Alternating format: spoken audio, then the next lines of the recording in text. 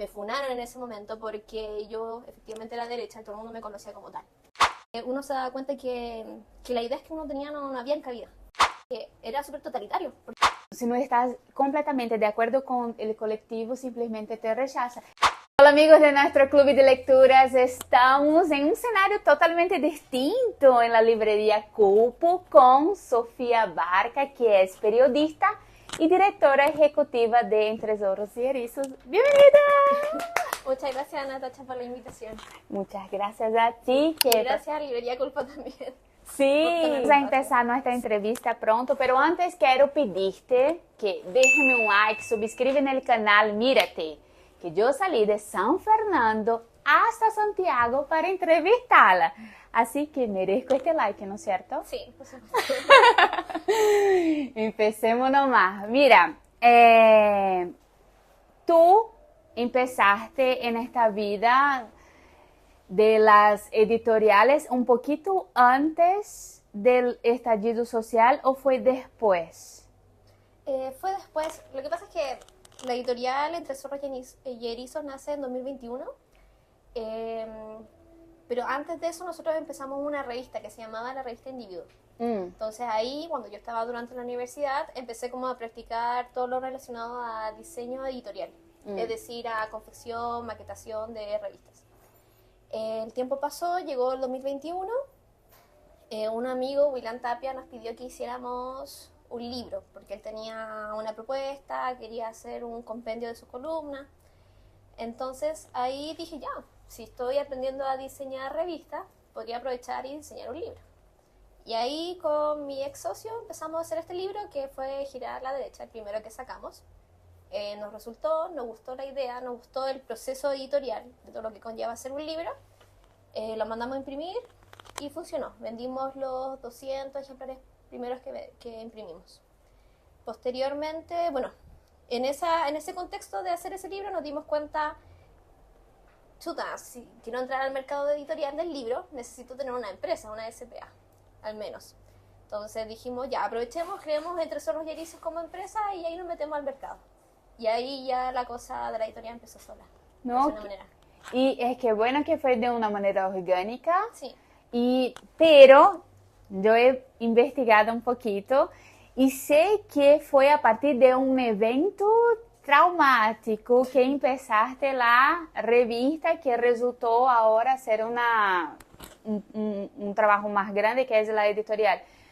Cuénteme, ¿cómo que fue este evento y si este evento fue realmente un start para empezar la editorial y la revista? Sí, no. Bueno, lo que pasa es que yo estudié en la Universidad de Chile, justo en Juan Gómez Millas, que es uno de los campos más violentos en términos ideológicos de la Universidad de Chile. Yo ahí en ese contexto, yo me tiraba o estaba haciendo campaña política, yo quería ser consejera de la universidad, de parte de periodismo, estaba ahí en colaboración con la CDU, la Centro de Derecho Universitaria. En ese entonces yo era más o menos de Bópoli, era liberal, entonces todo bien. El problema empezó a surgir cuando efectivamente empecé a hacer campaña. Uno se da cuenta que la idea es que uno tenía no había cabida. Y si bien nunca hubo problema por parte de los profesores, porque en realidad el tema administrativo académico no tiene mucha relación, sí los compañeros eran como un poco ariscos, como que uno intentaba hablar y te hacían el quite. Bueno, todo empezó a empeorar cuando ocurrió el Mayo Feminista, que fue en 2018, que yo ahí fue uno de los pics traumáticos que vi, por decirlo de una manera. Cuando a nosotros como mujeres nos metieron a una asamblea, y en la asamblea feminista teníamos que votar si la persona que se estaba presentando, que la estaban acusando de encubridora de abuso sexual, era o no culpable, si era o no efectivamente encubridora. Y en este caso nosotros teníamos que votar si era o no. Obviamente la mayoría de la gente votó que sí era encubridora, pero ahí te das cuenta de un tema súper importante, que era súper totalitario, porque nosotros como estudiantes no teníamos que por qué decidir el destino de esta persona. O sea, y ahí te das cuenta, claro, de que ese es el asambleísmo real. El asambleísmo real es aquel que te meten a a la asamblea, claro, y tenés que votar el destino de la persona. Pero bueno, la cosa es que después ocurrió el estallido social y yo no volví a la U porque justo el 18 de octubre también es mi cumpleaños. Entonces ahí te das cuenta de que efectivamente no había derecho a disentir. Me funaron en ese momento porque yo efectivamente era derecha y todo el mundo me conocía como tal. Posteriormente ahí me di cuenta con toda la destrucción que hubo en las manifestaciones políticas que había que hacer algo, que había que cambiar el rumbo, que había que dar la voz, decir algo distinto, y porque yo de verdad en la universidad sentía que no podía dar mi voz, no podía decir lo que opinaba. Entonces dije, pucha, si yo no puedo decir, ¿cuánta gente hay como yo? Entonces ahí, claro, efectivamente creamos la revista con esa base de poder decir lo que yo quería decir sin complejo, por una manera de decirlo. Y bueno, al final la revista le fue muy bien, o sea, tuvo vuelo, harta gente la pescó, crecimos mucho en Instagram, y claro, y ahí después en el futuro derivó en la editorial. Sí, y yo encuentro este camino súper valiente porque ser una voz disidente dentro de un colectivo es completamente difícil. Y cuénteme, ¿cómo que es ahora después que ahora ya estás emprendiendo y se supone que es una pauta del movimiento emprendedorismo femenino, ¿no es cierto? ¿Cómo que ves ahora el movimiento hacia ti que eres una emprendedora, eres mujer? Se supone que deberías estar protegida bajo el manto feminista, pero ¿qué pasa en la realidad? Bueno, la editorial nunca empezó como... Nunca tuvimos un enfoque de género, por decirlo de una manera. Sí. Simplemente fue... queremos darle la voz a los autores, darle la voz a los editores y publicar libros que sabemos que la gente quiere leer, pero no tiene acceso a ese contenido. Porque, por ejemplo, los ejemplares que hemos vendido de G3, los de la dictadura comunista, nos ejemplifican de que la gente quiere nuestros libros. Entonces nunca tuvimos esa mirada. Por otro lado, sabemos que ser de derecha es incompatible con todo lo relacionado a la izquierda, ya sea movimiento feminista. Entonces siempre tuve desde un inicio consciente de que independientemente de lo que me pasara, yo no podía contar con el movimiento feminista y con ningún tipo de protección por ser mujer. Totalmente. Como dice una feminista, la sororidad termina en la clase. Claro. Si no estás completamente de acuerdo con el colectivo, simplemente te rechaza. Y creo que pasó eso un poco relacionado al lanzamiento de Claudio Crespo.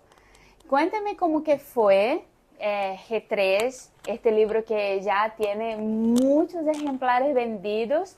¿Y cómo que fue eso? Y si tuvo funa por parte de mujeres también, de un colectivo. Bueno, nosotros publicamos G3 en marzo, si no me equivoco, el 25, finales de marzo. Yo ahí, bueno, conversando con librerías, habíamos decidido hacer el evento de lanzamiento, entre comillas, porque ya había habido un lanzamiento privado. Entonces ahora nosotros queríamos hacer una especie de lanzamiento público con firma de libros en una librería importante del país. La cosa fue que, claro, yo hice la publicación, lo subí a Twitter, le puse unas loquitas en Twitter porque no tenemos tantos seguidores, pero bueno, entonces para eso hago publicidad. Y la cosa es que sorprendentemente se viralizó. Yo dije, ya, qué bueno. Se viralizó, qué bueno, sí. Y de un día para otro me doy cuenta que en Twitter empezaron a funarnos, pues. Que habían páginas como Piensa Prensa, de colectivos anarquistas, diciendo no, de que Claudio Crespo va a estar en esta librería, ¿cómo se le ocurre a esta librería hacer esta cuestión? Tanto. Bueno, ahí también empezó la maquinaria de la izquierda en cuanto a sus medios preferentes como El Mostrador y, si no me equivoco, El Ciudadano. El Ciudadano empezó. Y El Ciudadano puso una publicación así súper panfletaria que decía Claudio Crespo va a estar en esta librería tal día, tal hora. No mencionaron ni siquiera la editorial, sino el enfoque fue efectivamente funar a la librería. Entonces, claro, las personas de la librería empezaron a preocuparse porque obvio, el problema es que es una empresa, o sea, igual que uno que tiene una editorial y sabe el tinte o el enfoque político, está preparado para estas situaciones, porque al final la funa es como la farándula. O sea, te sirve igual, sirve la farándula. Pero obviamente para una empresa, no. O sea, no es interesante no, eso. porque tú tienes que abarcar todas las miradas posibles, ese es tu enfoque. O sea, otorgar un servicio o un producto. Entonces claramente se decidió bajar porque al final no es la idea ir a pelear a una librería. O sea, Totalmente. piensa tú que, por ejemplo, cuando nosotros hacemos firmas de libros donde sea, el peligro constante que hay es que una turba entre o personas entren y te tomen los libros sin que tú te des cuenta. Y se los lleven o se los roben. Entonces uno siempre corre ese riesgo. Entonces ese riesgo se iba a duplicar con la funa que ya estábamos viviendo en ese entonces. Obviamente fue terrible porque uno no quiere eso. O sea, pero por otro lado igual sirvió para las ventas. O sea, la funa sirvió para incrementar las ventas de forma súper exponencial porque nosotros con Don Claudio teníamos programado primero imprimir 1000 ejemplares, porque eso es lo que normalmente hacemos. Imprimo 1000 ejemplares, evalúo cómo va el tema de la preventa y si veo que ya en cierto tiempo rompió mis expectativas, voy e imprimo más. Entonces, inmediatamente fuimos e imprimimos 2000. Y ya después de la funa, los 2000 ejemplares desaparecieron. O sea, ya no habían. Entonces tuvimos que mandar a imprimir y reimprimir 2 veces el mismo mes. 3000 ejemplares, 6000 ejemplares ese mes. Sería en abril. Y ahí después solo siguió. Entonces, esa fue la situación con la funa, en verdad. No, y qué bueno que también sirve para la gente que está escuchando. Nunca sangre un tanque de tubarones y siempre tengas opciones para dar a la batalla cultural, porque tú vas a ser funado sí o sí, pero mejor sacando dinero con eso, ¿no es cierto? Claro. Principalmente claro. cuando es un emprendimiento que uno ve que empieza muy chiquitito, empieza con la voluntad y ahora se gana vuelos, estás por toda parte, la gente está conociendo los libros. Claro. Entonces, me gustaría saber así, ¿cómo que eliges los libros? Porque veo que son libros que tienen una temática súper fuerte y que es necesario totalmente una mirada de lo que viene. El libro de Nicolás Márquez sacaste bien en un punto ideal, ahora del G3, de Jono de Ojeda, que vamos a hablar más adelante. ¿Cómo que haces para elegir estos libros? Bueno, en primer lugar, yo creo que hemos tenido mucha suerte. O sea, nos han llegado libros muy buenos y siento que hemos sabido por lo menos escoger qué libros pueden ser y qué no. Creo que ahí hay un tema de suerte quizá, o quizá Diosito nos está ayudando, yo creo que sí. Entonces va por ahí un lado. Por otro lado, claro, yo también tengo un equipo.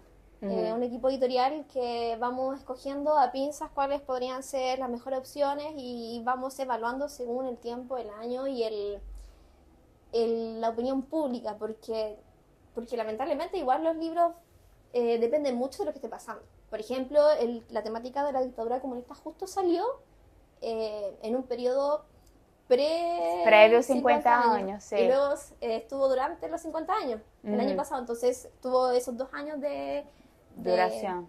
Sí, de punch, de salir adelante, de que la gente estaba pidiendo libros, que quería el libro, etc. Y ahora, por ejemplo, este año las temáticas de la dictadura no prendieron. Nada relacionado con los 50 años no prendieron. O sea, si no me equivoco, este año no salió ningún libro importante de esa temática. Entonces ahí te da un indicio claro. O sea, este año no apostaron por ese tipo de temática porque la gente no lo optó. Pero si este año, por ejemplo, la gente sí le preocupa la seguridad, entonces todas las temáticas relacionadas con carabineros sí son relevantes para el acontecer nacional. Entonces por eso G3 es un buen ejemplo de que eso es lo que está pidiendo la gente. Entonces, en eso vamos escogiendo. Por otro lado, hay otro parámetro que se escoge en el mundo editorial, que obviamente a la gente, que las personas que trabajamos en el mundo de las publicaciones no nos gusta decir, pero dependemos casi que exclusivamente del autor. O sea, si el autor tiene su grupo de fanáticos, si el autor se mueve, si el autor convoca gente, el libro va a vender solo. Porque en realidad, lamentablemente en Chile, las personas no leen mucho y si van a comprar un libro va a ser porque quieren por la personalidad. Sí, porque quieren pertenecer a este grupo. Entonces, también el mundo editorial depende mucho de eso. Y bueno, ahí vamos escogiendo. También pasa mucho que lamentablemente de las de la cantidad infinita de publicaciones que nos llegan o libros para publicar, porque son muchos que nos llegan, muchos de ellos no tienen la calidad necesaria para ser publicados.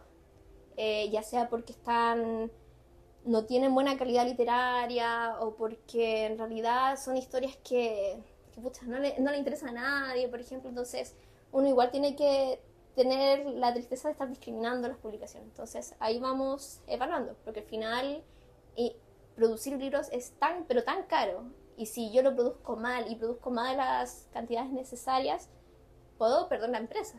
Porque, por ejemplo, un libro acá en Chile para que las personas entiendan un poco, un libro acá en Chile de 600 páginas me puede costar 4.000 pesos, 4.500 pesos, que es mucho. Entonces ese libro vale en el mercado 25, 30.000 pesos. Pero aquí en Chile, ¿quién compra un libro de 30.000 pesos? Es muy caro. Entonces ahí hay que estar evaluando.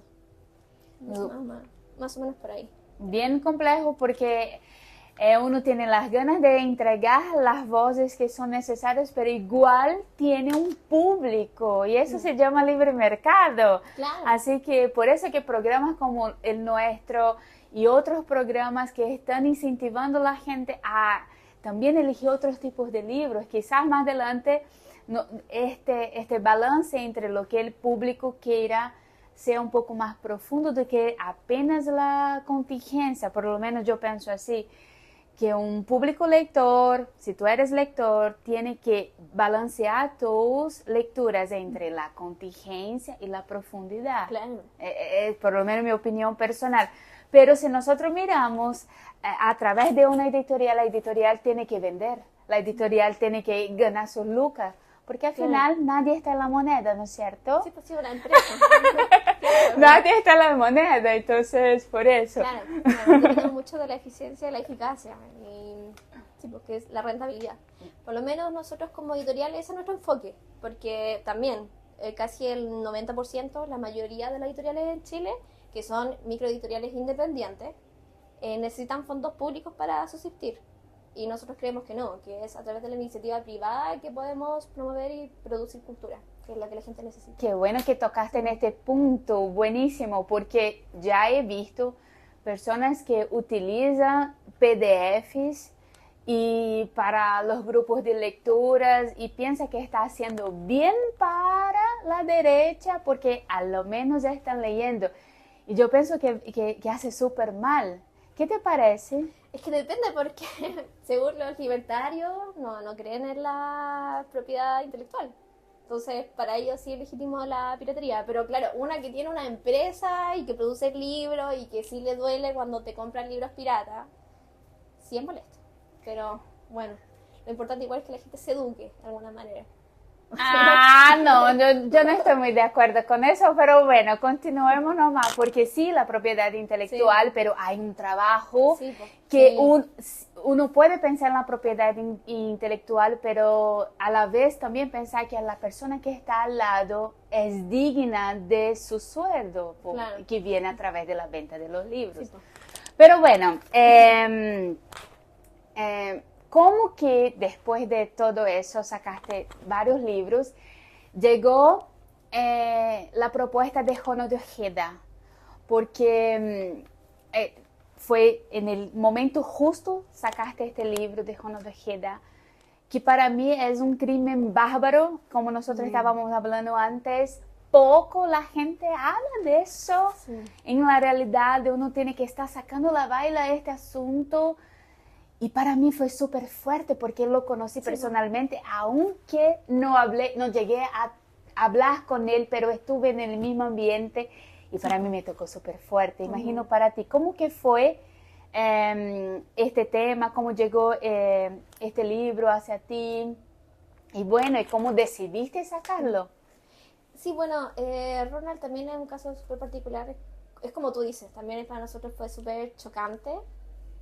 Porque efectivamente conocimos a Ronald. De hecho, él participaba en los eventos que nosotros hicimos del lanzamiento de Nico Márquez, que también estuviste. Sí, entonces, fue ahí que conocí. Hay fotografías y todo el tema. Ronald, en esa instancia, él se había reunido conmigo, o sea, en los eventos me había hablado y comentado que estaba produciendo un libro sobre el tema de que, claro, de que él fue encarcelado en Ramo Verde cuando estuvo en Venezuela y que huyó en 2017. Yo le había comentado en ese entonces, como le comento a todos los autores, termina el libro y cuando termines el libro me lo mandas y vemos cómo proseguimos o vemos qué hacemos. Porque es así, porque estar trabajando codo a codo con un autor es carísimo. Son procesos muy largos, es carísimo. Entonces lo mejor es terminar el libro, mandar la propuesta y ahí nosotros evaluamos si va o no va. En esta instancia habíamos quedado en eso. Llega 2024, a principios de año, nos enteramos, claro, del secuestro de Ronald. En ese entonces yo dije, un venezolano más, la noticia, corrió, tema nacional, no sé quién es, X.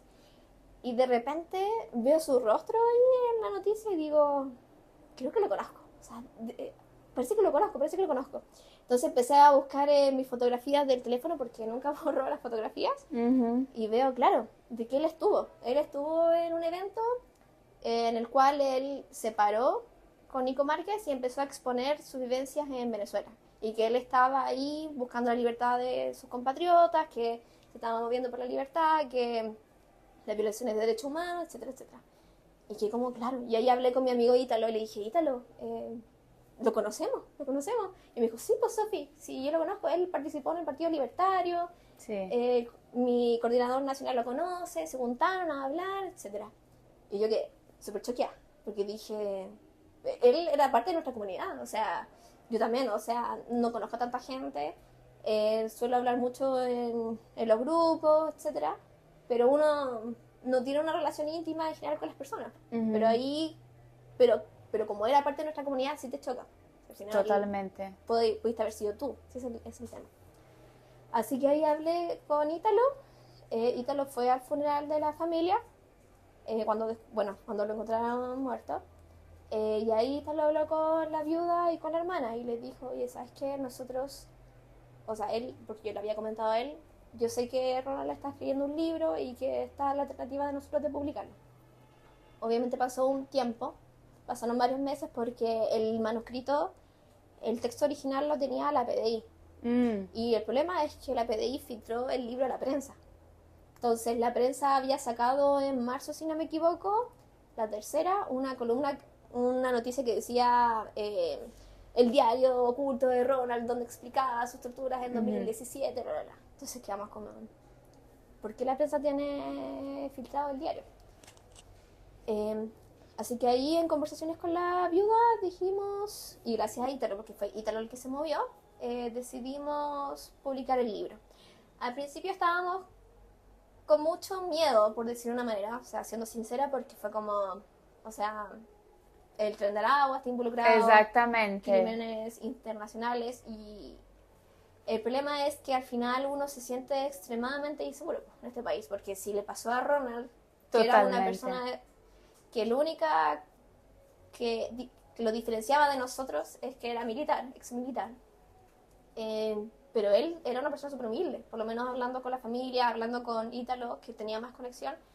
Él trabajaba, tenía 2 trabajos distintos, tenía un hijo, era una persona común y corriente, que intentaba vivir el día a día como podía para solventar los gastos de su familia. Entonces no era una persona, y nunca cometió un crimen acá, nunca hizo nada malo, pero era una persona extremadamente normal. Entonces nos dio miedo, pero después hablando con Ítalo quedamos como, ¿sabes qué? Esto es un tema de derechos humanos, es un tema de dignidad para Ronald y para la búsqueda, obviamente, de justicia de él. Y así que ahí tomamos la determinación de publicarlo. Fue bastante complicado el libro, porque el libro llegó incompleto. Sí. Y aparte de eso tuvimos que, bueno, en mi parte, yo lo leí, lo corregí, hice la primera corrección yo, porque había que intentar no reescribir la historia, pero sí intentar como darle un hilo conductor o arreglar las partes que no se entendían bien. Porque igual pasa que las personas venezolanas, me di cuenta, hablan mucho en presente. Y aquí nosotros hablamos como más con tiempo verbal, entonces eran como cosas como súper chicas, pero intentamos que el texto se entendiera. Entonces ahí nos demoramos un poco. Y bueno, Ítalo escribió el prólogo y ahí después tomamos la determinación de efectivamente lanzarlo al mercado. ¿Por qué? Porque igual nos apresuraba el tema de la prensa. O sea, si la prensa ya tenía el manuscrito ¿Y qué pasaba si después lo publicaban entero? Ujú. Obviamente no correspondería, pero igual uno nunca sabe. Totalmente. Entonces ahí lo publicamos y claro, y hablamos con la familia porque al final las regalías del libro van a la esposa y van al hijo, que el hijo dejó Y que es súper importante porque son personas de condiciones muy humildes por lo que nosotros hemos visto en la prensa. Sí. Y parece que él realmente se sacaba la mugre, como se dice en buen chileno, para sobrevivir. Y a mí me tocó fondo leer cada relato, tiene la reseña aquí en el canal. Entonces uno percibe, yo leyendo algunas partes me puse a realmente emocionarme de querer llorar, de verdad. Claro. Obvio que, porque uno se mete allá y entiende que se pasó con él, puede pasar con uno, pero pasó con él y nosotros conocimos. Y en la realidad, cuando nosotros estuvimos en el evento, no sabíamos que había pasado eso. Pero eran torturas súper fuertes que le había pasado, que ya había ocurrido, no solo esta última que resultó, que finalizó su vida, pero antes también. Sí. Y de hecho dicen, por el tema de, bueno, cuando se descubrió el cuerpo, fueron casi las mismas torturas que sufrió allá en Ramo Verde. Meu Dios. Entonces, en verdad fue un tema... Y bueno, actualmente después de las elecciones en Venezuela hay 2.000 jóvenes que están encarcelados. Que lo único que hicieron fue protestar por su derecho para tener un país libre, y te das cuenta que se siguen violando sistemáticamente los derechos humanos allá. Sí. Entonces es impactantísimo. Sí, y para mí, en la realidad, yo pienso que este libro es una alerta para Chile, porque si él debería tener la protección del Estado chileno y pasó todo lo que pasó, y después, como nosotros vimos, varios movimientos, inclusive el Partido Comunista, intentando entregar una nueva narrativa, ¿qué puede pasar? Nadie está a salvo.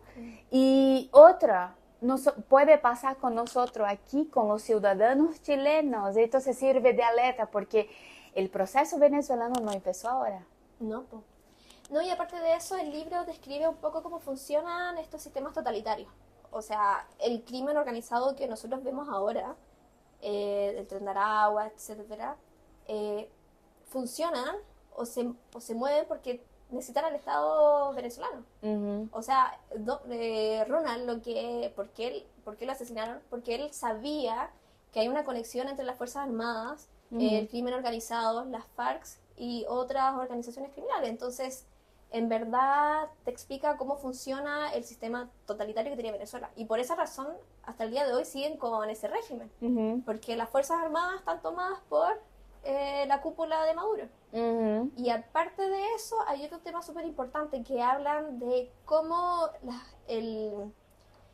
las orgánicas políticas han hecho que este caso no tenga justicia. Totalmente. Entonces, por ejemplo, el abogado de Ronald, de la familia, es el abogado de Jadwe, es el abogado de Meo, que Meo, la hija, si no me equivoco, es uno de los dirigentes más importantes del grupo de Puebla. Ahora también es el abogado de, bueno, Sergio Muñoz, si no me equivoco, y otra personalidad más, Karina Oliva, por ejemplo, que fue a ver las elecciones en Venezuela. Entonces, en verdad, el tema político está súper metido en este caso. Sí, no, en la realidad, lo que estamos viendo en Chile es que las bandas criminales están ahora una comiendo la otra, por así decir, están ganando sus territorios y va a tener una vencedora.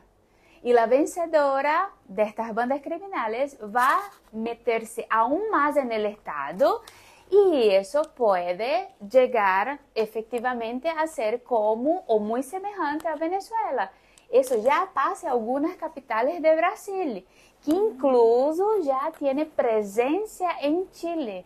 Hay no sé si estás al tanto de eso, pero hay un informe que existe una presencia del PCC, que es una banda criminal aquí en Chile que ya está operando. Entonces ella pasa por este proceso de ganarse el territorio, meterse en el Estado hasta que llegue a una fusión completa, donde nosotros no podemos más distinguir entre banda criminal y el Estado. Claro.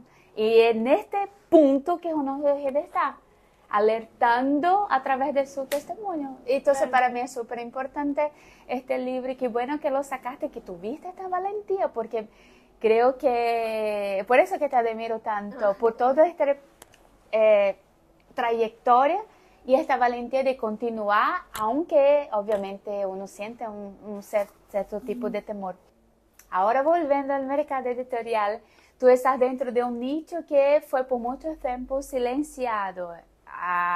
Pero, ¿cómo que ves el mercado editorial chileno en general? Porque estaba pesquisando, hice una pequeña búsqueda y dice que el número de publicaciones ha aumentado en Chile, pero la cantidad del promedio que las personas leen son 4 libros al año. Entonces, ¿cómo tú ves todo eso? Mira, desde mi punto de vista, que trabajo en el mercado editorial efectivamente, el mercado chileno es enanísimo, o sea, es pequeñísimo. Si comparamos con Argentina, México, Colombia, es ínfimo. Uh-huh. Y el problema también, aparte de que, claro, el chileno en promedio no lee, como tú comentabas, 4 libros al año, que no es nada. Y además, ¿qué tipo de libros lee? Porque una cosa, claro, es leer El Quijote y otra cosa es leer un libro de autoayuda, que es totalmente distinto, es un lenguaje absolutamente distinto. Uh-huh. Entonces, y aparte de eso se suma otra problemática, es que la producción editorial es extremadamente cara, como mencionaba. Por ejemplo, aquí en Chile efectivamente un libro de 600 páginas cuesta $4.50 con IVA, pero en Perú ese mismo ejemplar cuesta $2.25, las mismas cantidades de 3.000 ejemplares. Entonces, tú ahí tienes mucho más margen de acción, puedes vender el libro mucho más barato, y eso lo hace mucho más accesible. Uh-huh. Ahora bien, si comparamos el mercado chileno con el argentino, un argentino en promedio, aunque yo lo encuentro bastante sorprendente, puede comprarte un libro a 30 pesos argentinos, 30.000 pesos argentinos, pero aquí en Chile, que está casi al mismo valor la moneda, no te lo van a comprar jamás a 30.000 pesos. ¿Sabes? Entonces, porque aquí, más encima, el chileno compra libros en rangos de 20, 22.000 pesos máximo. Uh-huh. Entonces, esa es la problemática que nosotros enfrentamos. Y el último punto es que efectivamente el chileno lee el libro porque es un producto para pertenecer a una comunidad determinada. ¡Qué terrible! Entonces, ahí uno no puede... Y aparte, no hay datos estadísticos de Chile. Yo estuve buscando, porque estoy haciendo mi tesis respecto al mercado editorial, y la última estadística son en 2017, que solo es de lectura, que son los últimos, y ni siquiera el consejo que hizo que creo que el Consejo de las Culturas hizo esta estadística y ni siquiera la desarrolló. O sea, hay que tomar las bases de datos y volver a desarrollar bien las estadísticas. Pero antes de eso, el mercado editorial estudiado como tal es del 2009. Entonces, no hay datos actualizados. Y el ISBN pasa mucho que los datos pueden estar mal enfocados, porque suele pasar que las personas que tienen editoriales no publican las reimpresiones. Entonces puedo decir que imprimí 1.000 ejemplares de un libro, pero en la práctica imprimí 5 veces más ese libro. Entonces no están los datos actualizados. Entonces va más o menos por ahí el tema del mercado. Complejo porque... Es extremadamente complejo. No, porque si uno añade que un mercado chiquitito y que tú, después de pasar por todas las barreras del propio mercado, aún tiene que pasar por la barrera de la FUNA, de la izquierda, eso se torna una tarea titánica. Sí, y hay otro factor más que se me olvidó, que está el precio de venta público y los descuentos que se quedan en la librería. Entonces, por ejemplo, si ya un libro me cuesta imprimirlo 3.000 pesos, que es lo máximo que te podría costar, ojalá, ideal, para que sea rentable, las librerías se quedan en promedio entre un 30 y un 50% del precio de venta público.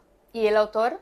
Entre el 10% mínimo, porque aquí Hay en Chile autores está que la ley. exigen más. Sí, pero aquí en Chile legalmente es el 10%. En Argentina y en otros países varía mucho los porcentajes.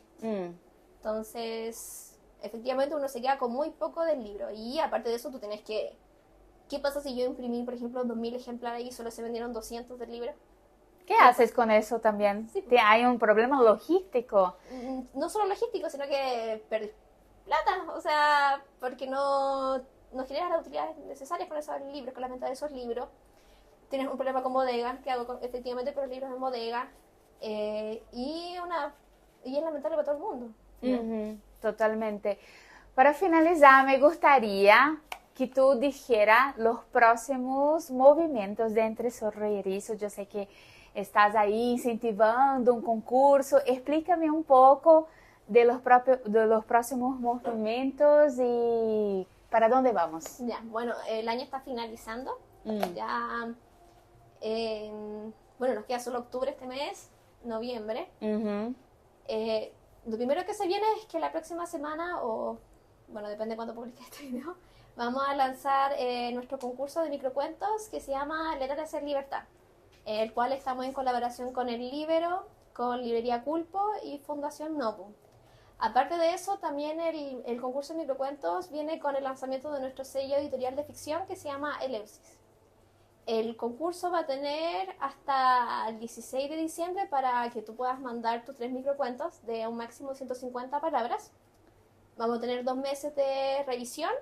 En marzo se publican los ganadores. Y en abril se lanzaría un libro conmemorativo con los 100 mejores cuentos, que va a ser como de 10 por 15. Aparte de eso, van a tener muy buenos premios, porque el primer lugar, aparte de 500.000 pesos, es un refrigerador.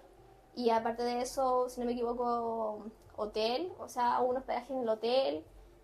Vamos a tener para que las personas puedan comprar libros, cupones de libros, gift cards de libros, etc. Entonces, el concurso va a estar muy interesante para todas las personas que están residentes en Chile. Bueno, aparte de eso, vamos a hacer 2 lanzamientos de libros, que no les puedo decir mucho, pero puedo decirles las temáticas. No, que no. Quiero saber, porque me pasa eso, quiero saber antes. Vamos a lanzar un libro de temáticas sobre los procesos insurreccionales, ahora ya vuelta a la esquina, y también sobre el problema del feminismo radical, cómo el feminismo está destruyendo la masculinidad o a los hombres, aquí por lo menos en Chile, y en todo el mundo, pero en el caso particular de Chile. Qué interesante, entonces vienen buenas cosas y quizás vamos a tener reseñas de estos libros aquí en el canal. Entonces, muchas gracias, Sofía, por acceder prontamente, entré en contacto, muy buena onda y gracias. A ti, Natacha, muchas gracias por invitarme a esta entrevista y a Librería Culpo por prestarnos el espacio. Sí, totalmente. Muchas gracias, hasta la próxima, chao.